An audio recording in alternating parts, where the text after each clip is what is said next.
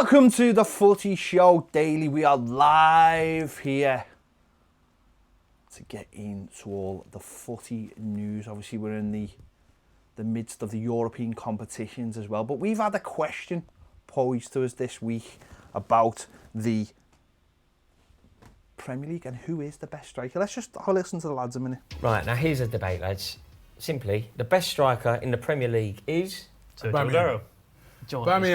But hang on then, well, Jamie Vardy's putting up similar numbers to Vardy's been good. Vardy needs a mention. Vardy's up there. Danny Ings has got 19, 20, or he's got a lot of goals this season. Kane or Kane is obviously... Well, this is interesting. Is it just because he's injured he keeps getting these big injuries? What I will say though is if you're going to have basically rely on someone in a big game at a big moment and you basically hoping everyone was fit and whatever, say they had match fitness in general, you choose Aguero. Just because you know at that big game of that moment. So is Mane not in the conversation? There's only one then? legendary striker. Why is Mane not in the conversation? Mane should be in the conversation. Mane's in the conversation. And Salah. There you have it. Lots of different opinions, obviously, on who is the best striker in the Premier League. I suppose a lot of it comes from club loyalty, doesn't it? At the end of the day, you're gonna, Robbie there talking about Aubameyang, but let's just start with Aubameyang. Aubameyang has been amazing, hasn't he? Because he's been the force that's drove them, hasn't he? We've seen him in the FA Cup final with the goals. He really has took that responsibility on since Mikel Arteta come. He's the captain, and he's really led that team. So you can understand why Robbie's talking about him as being the best striker in the Premier League. Yeah, definitely. It's the recency bias comes in as well, doesn't it? He's just been brilliant in the semi-final and the final, the cup final. But he is a fantastic player, Aubameyang. 57 million they got him for from Dortmund, but he's been absolutely brilliant for them. Always turns up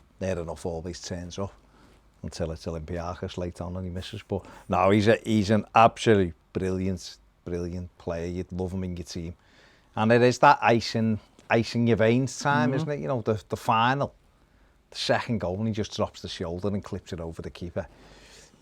Just brilliant. And so you'd understand why Robbie's got that loyalty to him as well. He is a fantastic striker. But for me, he's more of because he plays wide for Arsenal, doesn't he? He's like a wide striker, isn't he, for them? But he's definitely up there. You'd have to consider him without a shadow, without being the best, because he's always up there. It's 20 goals a season, guaranteed from him. So, fantastic. Absolutely brilliant. Is he the best, though, for you?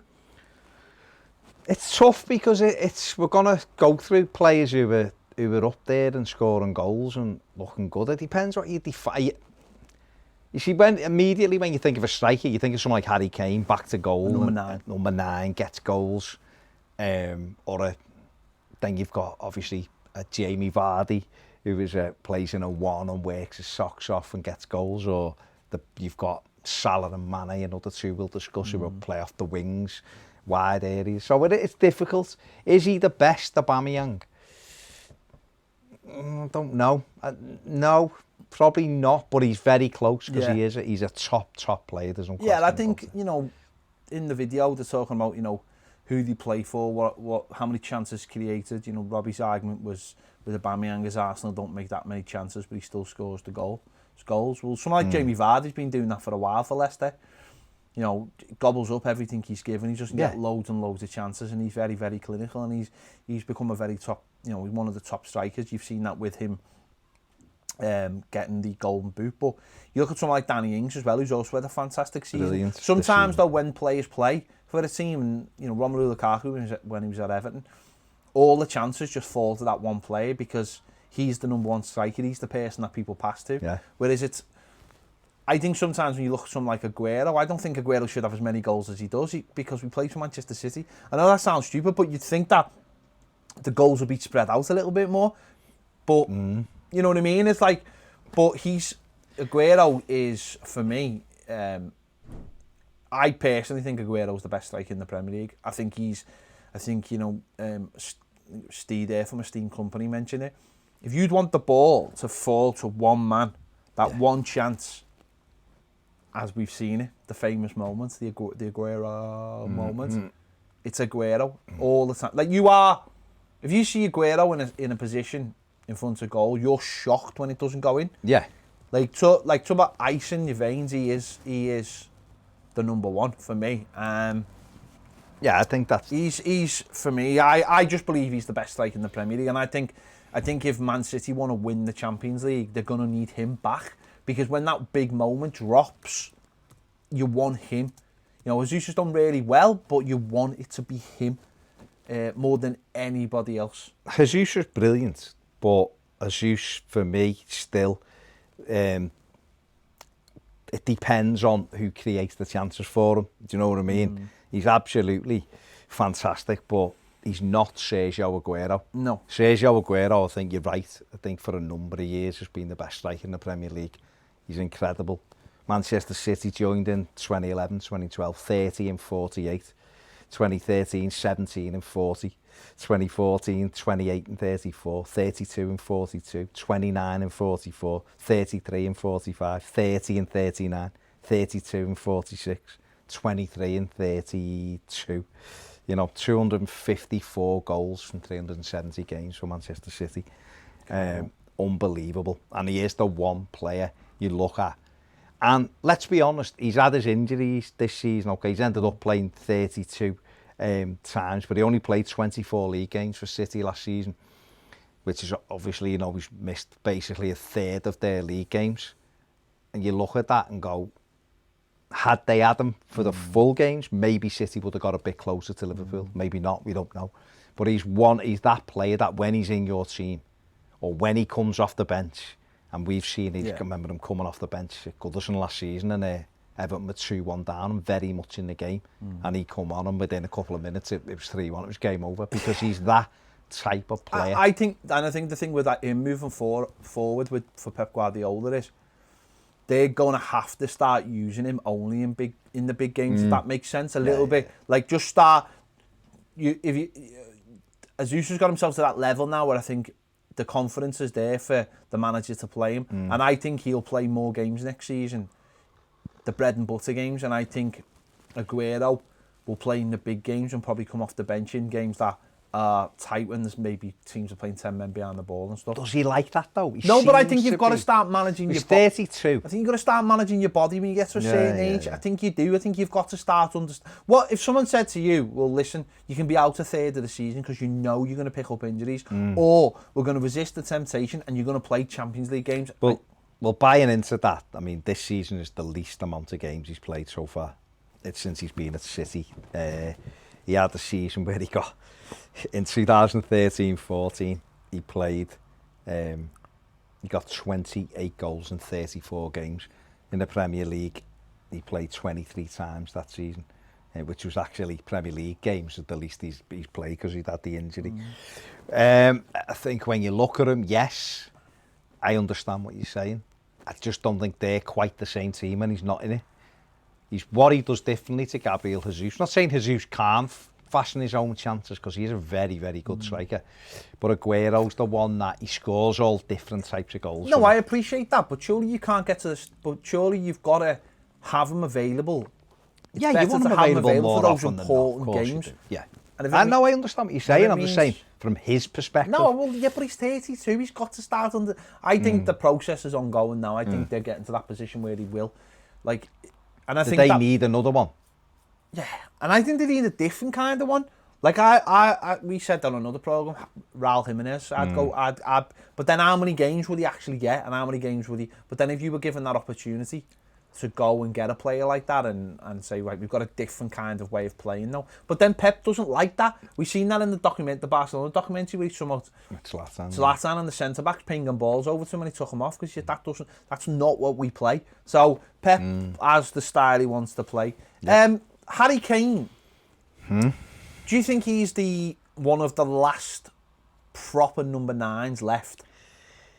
It seems that way. At the minute, when you look at what's around with age, I would say Dominic Calvert-Lewin is in that mould. I'm not saying he's, before people jump on it, he's nowhere near as good as Harry Kane. But what I mean is he's a proper like number 9 type striker who has got mobility. He's quicker than Kane. I don't think there's any question about that. but I don't think he's ever going to be the finisher that Harry Kane is. That's not to say Dominic Calvert-Lewin can't register 17, 18 goals a season. Harry Kane never got going until he was 24. Yeah. So, but he's a fan. Harry Kane's brilliant. 27 now, looking at his goals, and we'll see here from what he's done with Spurs, you know. His first real breakthrough season, 2013-14, 4 goals in 19 games. And then since then, everything clicked into place from 15, 31 and 51, 28 and 50, 35 and 38 in 2017, 16, 17, 41 in 48, 24 in 40, 24 and 34. So since that real breakout season, he's been exceptional. He's got 188 goals in 287 games for Spurs. But what I find interesting about him is he's trying to change. He's not becoming more of a number 9. He's becoming more of an all-round player. Yeah, you see him pick the ball up deep and find really clever passes. So I don't see players becoming more like number 9s. I see number 9s becoming more like the other players. Well, that's the style of it, isn't it? If you look at the way the game's changed a lot. If you look around Europe now, how many of those teams have got a big centre forward? You think of Dortmund, they've got Erling Haaland, but he's not a back to goal target man. He's a kid he's tall and he's dynamic as well. He can run with the ball. So the model has changed a little bit because the old-fashioned number 9 back to goal striker has gone out the game. But it's gone out the game quite simply because a lot of teams play with one up. Yeah. Whereas for years you had 2 and you'd had a partner and it was the knock it down, and they have had to become a little bit more like, especially in the wide areas, it's wide strikers. Well, that's what, moving on to like Marnie and Salah, Liverpool, obviously deadly. Got Firmino in the middle for them who is like a link man, but he drops in and they're not wide men as such because they've got the fullbacks to play the width for them, but they are old-fashioned inside forwards, aren't they? Who come and you watch Liverpool all the time. They play that diagonal ball all the time. The wide man sits on the fullback, and they know it. It's regimented. They must probably do it a million times in training. Fullback on the other side plays a diagonal. Fullback the wide man comes inside the fullback all the time, goes there. and it happens all the time. It's regimented. We seen when we played against them in December, we got caught out because they just kept on playing long balls into that channel, and it caught us out loads of times. And couldn't live with it. We couldn't live with it. A lot of clubs can't live because it's so. What Liverpool have done brilliantly is got it down to an art, to an absolute art. City do it as well, but City would rather pop it up. And I think City actually stopped. I think reluctantly they stopped playing that, and I tell you why. Because early on in the season, Sterling got caught out by VAR a few times because seen on the opening day for them, I think at West Ham, opening day got caught out by whatever it was. T-shirt was pushing out about a little bit. And I think they stopped making that crossover pass because they just kept on getting caught with it because the fine margins. I think if VAR the offside rule gets changed, I think they'll go back to that. Whereas Liverpool, the pace of those two players and the precision of the fullback's balls was so good that Salah and Mane could allow themselves a yard the other side because they got it down so well. Liverpool overload as well. They overload you, and because the fullbacks go so high, midfielders are able to tuck in. And so that creates that overload. Once you've got the overload, they're very difficult to stop them. You've got them running at that pace. But Mane and Salah, we're talking about strikers. Yeah. Brilliant, absolutely brilliant. For me, Mane's better. I think he's more important to Liverpool. I think he's Liverpool's best player. Some Reds might disagree with that, I don't know. But certainly Salah, since he come in, has been phenomenal. His goal scored on the left foot. He's that kind of player that he gets in one-on-one that many times. You just expect him to think it over the keeper, and he does. He's cool in that situation. Before we move on, give me an honourable mention of centre forwards in the Premier League. We haven't really touched on Vardy, have we? Who has done it brilliant. Top goal scorer. Exactly. And someone who's done it, who did find it difficult his first season. I think he got 7 goals, but has gone up. Leicester won the league. Since they won the league, he's been incredible, and every year the same, and still doing it, 33, whatever, still gives defenders an absolute nightmare, and they play with very much one. He is. I think it's just. I mean, he's done brilliantly. He's not the best, but he's an absolute. What he does is he uses all his assets to the highest level, and they play through him. Yeah, you look at like Manchester United, who have obviously really come on, but they've got similar out. They've got Rashford, who I think's a great player, and Martial, but they're not the best. But maybe that might be what Greenwood does, though. Greenwood's been incredible. That's what he would do. Right, I literally gave you a tap-in, and you haven't took it, and I'm disappointed in you. Giroud has got to be the honourable. He's boss. He is good, but he's not the best. I didn't say he was the best. I said honourable mention. I'm honourable mention for someone who's decent. Well, then, he's more than decent. But then we should have discussed Raul Jimenez, because he is someone who got.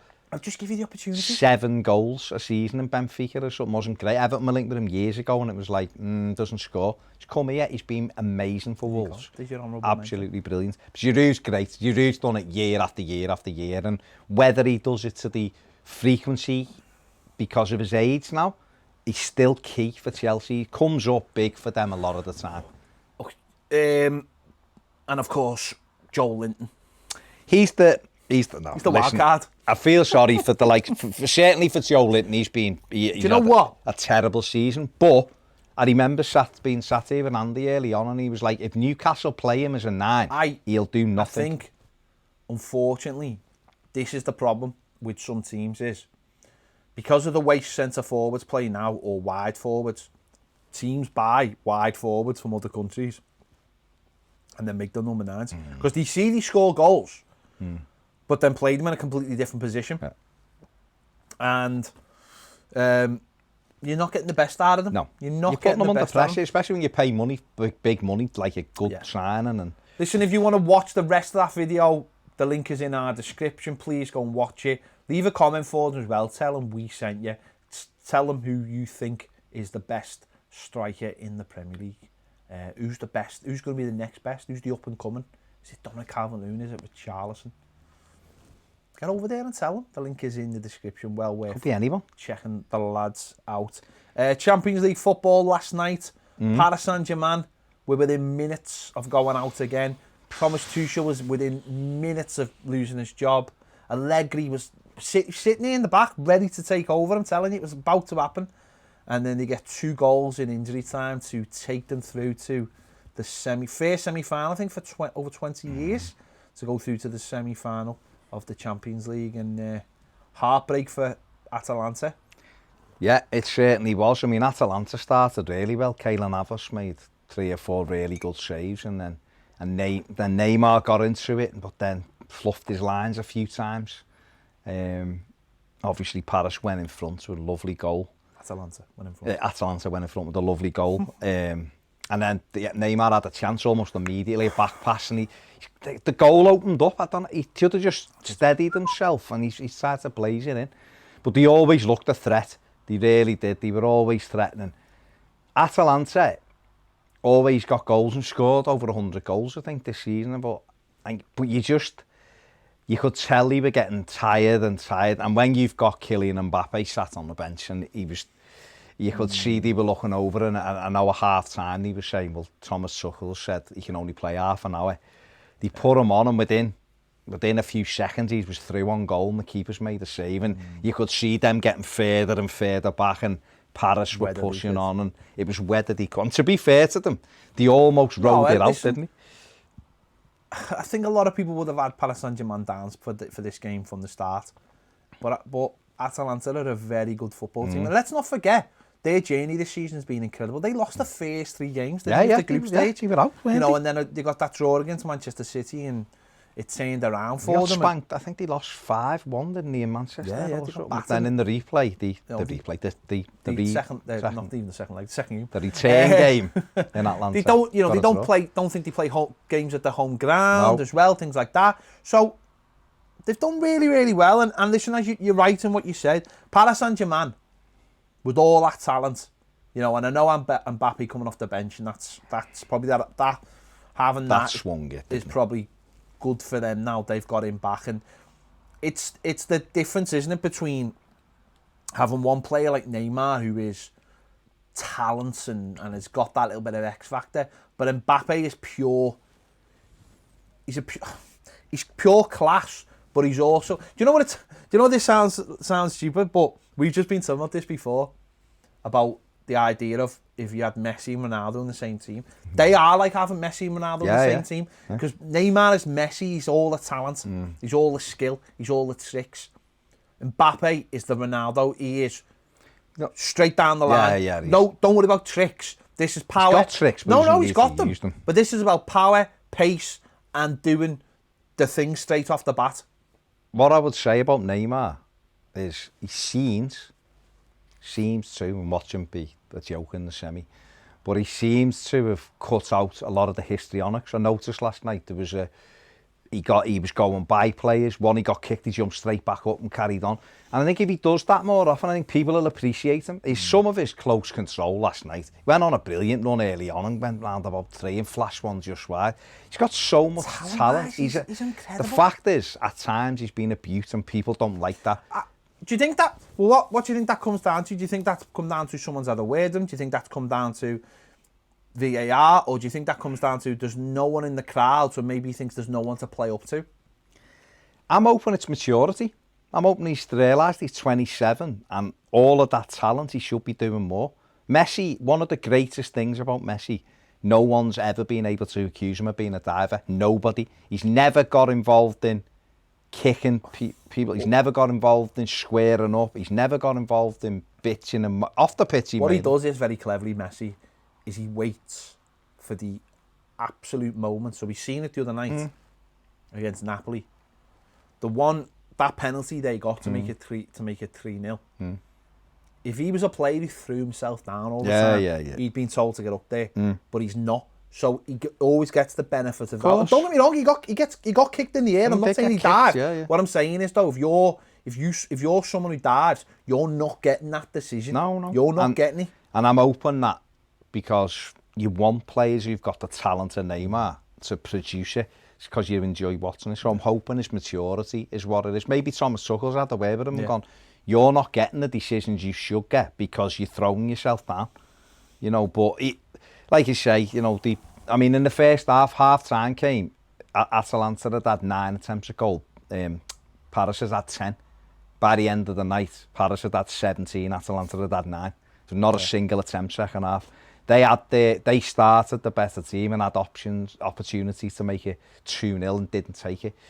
And Paris just pushed them further and further back. And then obviously Mbappe coming off the bench and getting him, you know, his pace is incredible, got round the corner. And I mean, the goal, the equaliser from Marquinhos, you know, Neymar, it's a shot, the flex and breaks to him and he puts it in. Do you think that was a shot? I think he was just putting it back into the box. I think it was a shot. The way he was steering it. The first touch was brilliant, but he was steering it goalwards, I think. Second goal. But then the second goal, great. And super promoting the man. Neymar plays that ball. But the man who managed to miss from the goal line. But Neymar plays that ball perfect inside. Mbappe, perfect pace, puts it straight back in. But to have a fella who used to play for Stoke City, and you know, people made a joke of that when he signed for them. And there was a stat last night. I think it was from a Stoke report, and it said the team that went down, the Stoke team that went down, had Champions League semi-finalists in the team from basically every year, I think. Basically from 2000. Well, because Shaqiri was there, but from 2010 all the way to now. Was Bojan still in the squad at that stage? Mad. Well, that's what it's, isn't it? They got relegated. Yeah, but that just shows you that players don't have to, you know, some players aren't that bothered, are they? They might have all the talent in the world, but it takes more than that. But it was heartbreaking for Atlanta. I mean, you know, me and Zach were sat there watching it and like, this is something heaven to do. Imagine being 1-0 up in a quarter-final, one off of a Champions League game, and you're into the 90th minute, and 3 minutes later you're out. I'll be honest. I'm made up Paris Saint-Germain. No, I know. You like Paris, don't you? I've been in Paris. I went to Paris Saint-Germain in the dark days before the money. I was there when they were rubbish. I'm a sucker. No, but I'd like to see Mbappe and Neymar. I mean, obviously now they'll play the winner of Leipzig, Atletico Madrid, which is tonight. No one on this side of the draw's won it, which would be interesting. So one of those three teams will get City v Bayern. So one of those three teams will get to the final. That's if they get through, obviously. And Yeah. that's that open. Actually, I'd love to see Neymar and Mbappe and a fit Mbappe as well. Do you? Playing in that Yeah. that final, because I think then it becomes a very open final. Don't get me wrong. If Atletico Madrid, if they win tonight and they play Paris Saint-Germain, that'll be Neymar will be rolling around. It's going to be a very interesting watch, that, because obviously you're going to have two different styles. I think we know what you're getting with Costa. I mean, this is where I feel a little bit for Leipzig, only slightly tonight, because going into this thing where it's one-offs, if they could have still had Timo Werner, I think they would have had half a chance. But I think you'd have to make Atletico Madrid the favourite for that one tonight. But then again, you just don't know, because it's a one-off game, so anything can happen. Leipzig have still got players who can hurt you. Yeah, they're still a good side. You know, that's why they're here. But yeah, but they got here you'd with fancy Atletico Madrid just because of the way they play, because the experience at this stage as well. But I would like to see Paris Saint-Germain get to the final, and whoever they play against, listen. Who's your dream final? Who would it be? Paris v City or Paris v Bayern? God, that'd be like the oil final. Imagine how much Well, I mean, Barca. how much would people hate the idea of City versus Paris Saint-Germain in the final? Oh my God, heads would fall off. People would absolutely hate it. Well, I mean, do you think? I mean, Barca play Bayern tomorrow night, I think Bayern will win that. I think they're good enough to win it. and they're too strong. I think Lewandowski I think will structurally take they're too take the strong. chances. The press will beat Barcelona, I'm sure of it. And then Unless- you'd expect City to beat Lyon, wouldn't you? I mean, Yeah, saying that, I expected Juve to get past Lyon. You would, but because it's a one-off game, I will expect City to win it, because it's a one-off game. City will have loads of the ball, and it's how brave they are, Lyon, in the game.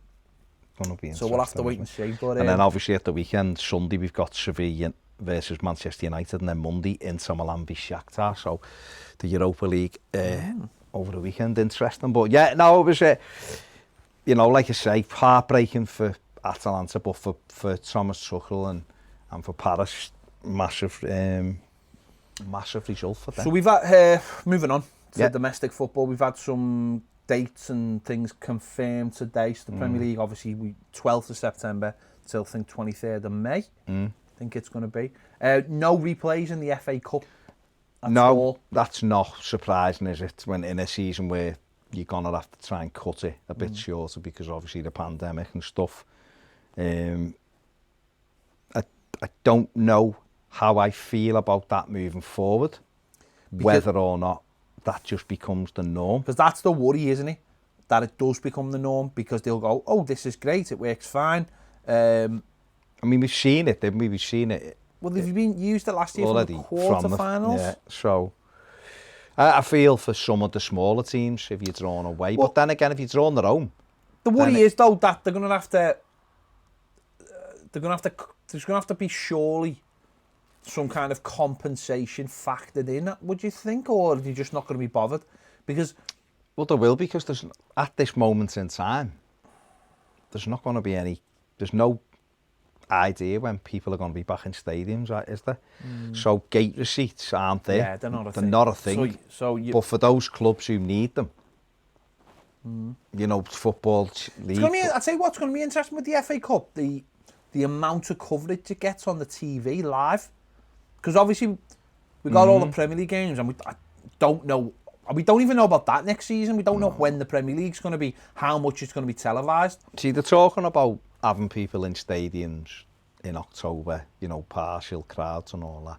But everything's moving so fast that some cases have gone back up again in England. Well, they have. So you just don't know whether I don't think they can plan for any of that. But by the time that the third round of the FA Cup comes, hopefully we'll be clear. Well, yeah, January, isn't it? We'll have to wait and see. But certainly for the Premier League, it's going to be interesting to see how much. See, I would worry that if you couldn't imagine a smaller ground with facilities that aren't top notch is going to be up to spec. Changed on a coach. No, I'm talking about fans. So therefore, yeah. Are they going to televise every game, or is there going to be a way, like a package or something? Because people are going to want to watch the games. The problem for the FA Cup this season yeah, is that we've seen over the years, you know, Rochdale and Spurs, for argument's sake, a couple of years ago, you know, Rochdale were winning 1-0 with 7 minutes left or something. Now, Rochdale v Tottenham, in general, at Scotland, with no crowd in it, is a very different game. Yeah. Isn't it? With Newport, I think, played City or something last season. Okay, City ran out winners, but with no crowd in it, you'd expect those friendly It is what it teams. is. It's a one-off. It's a one-off, isn't it? We should get the fixtures for the Premier League, I think, in the next couple of weeks. Yeah. Next week, isn't it? Carabao Cup, second round, which is what Premier League teams come in confirmed as. Yeah, the draw for the first round will be on August the 18th. The EFL have also confirmed the two-legged semi-finals will no longer be played in the competition, with one-off matches determining which team reach the final. So, interesting. So obviously the sides drawn first in each semi-final will host the tie. Oh, for God's sake. Hot balls. At the top 6, not in it. Yeah, they are in it. Yeah. They are in it. Yeah. Oh, that's there. Yeah. Top 6 are in it. Yeah. They come in at the third round. Okay. So fair enough. So it's the same as always. It's not about starts on the 15th of August, 15th of September, doesn't it? 15th and 16th for the Premier League teams and stuff.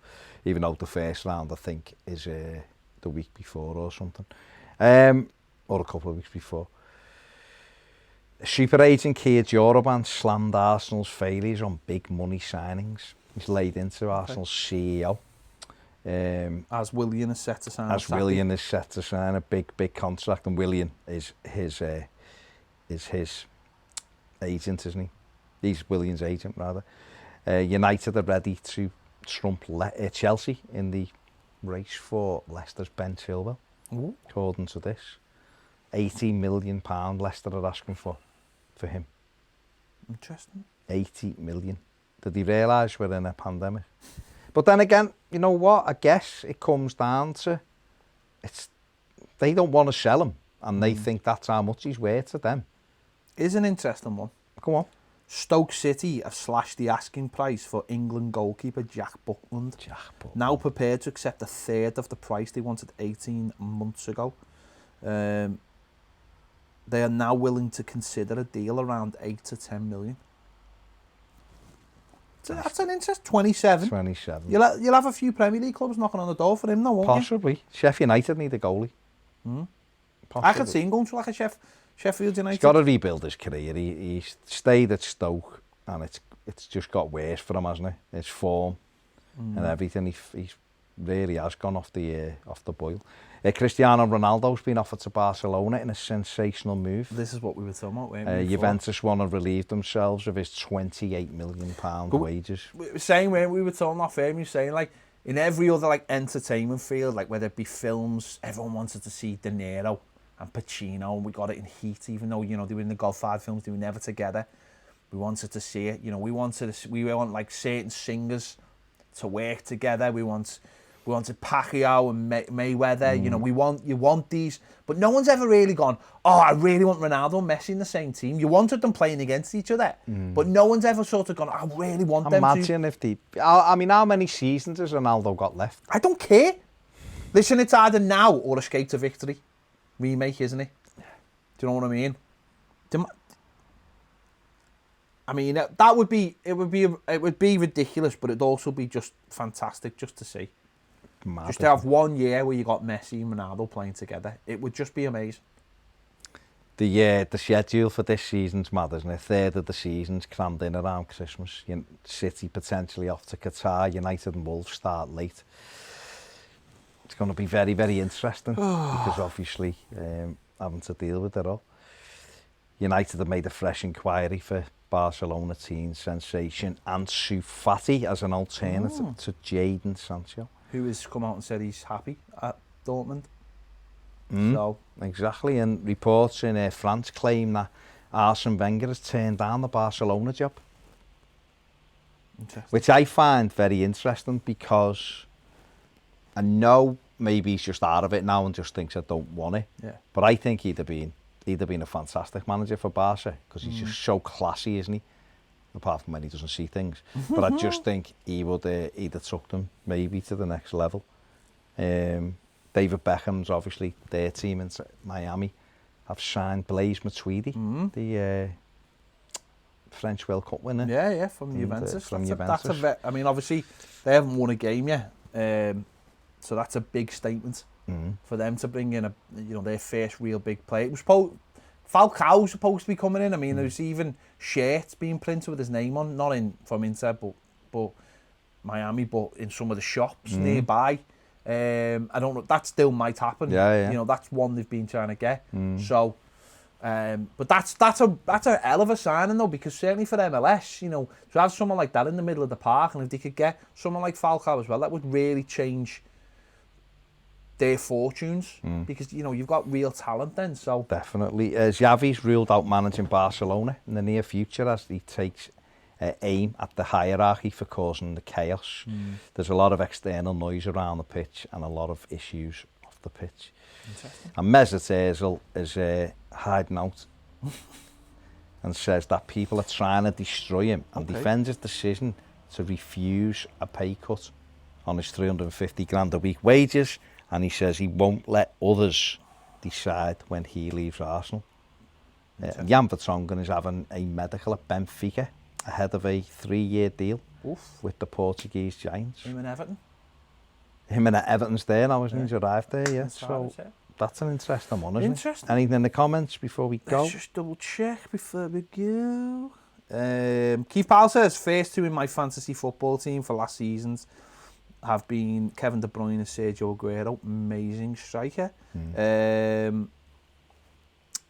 He also says, Choupo-Moting plays next round in the Champions League. It means relegated Stoke City squad of 17-18 are players who played in the 2005, 7, 8, 9, 10, 11, 13, 15, 16, 19, 20 Champions League finals, semi-finals. That's just berserk, isn't it? Yeah.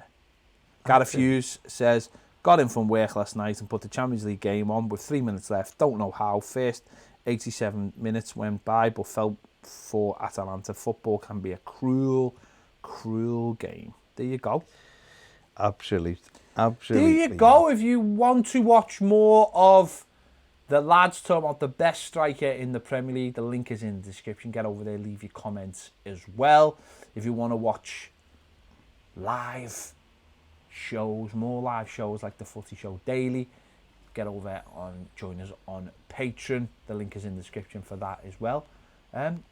If you're subscribing to this show, go to... The link is in the description as well to subscribe to the channel for the Footy Show Daily as well. So make sure you go over and... It's getting its own... Getting its own channel. Getting its own channel where hopefully we can do more general football stuff. Where we leave Everton to one side. We just talk about general football and we don't... Yeah, so... Do that as well. Give this video a like, subscribe to this channel, subscribe to that channel. Let's get the numbers flying and we'll see you later.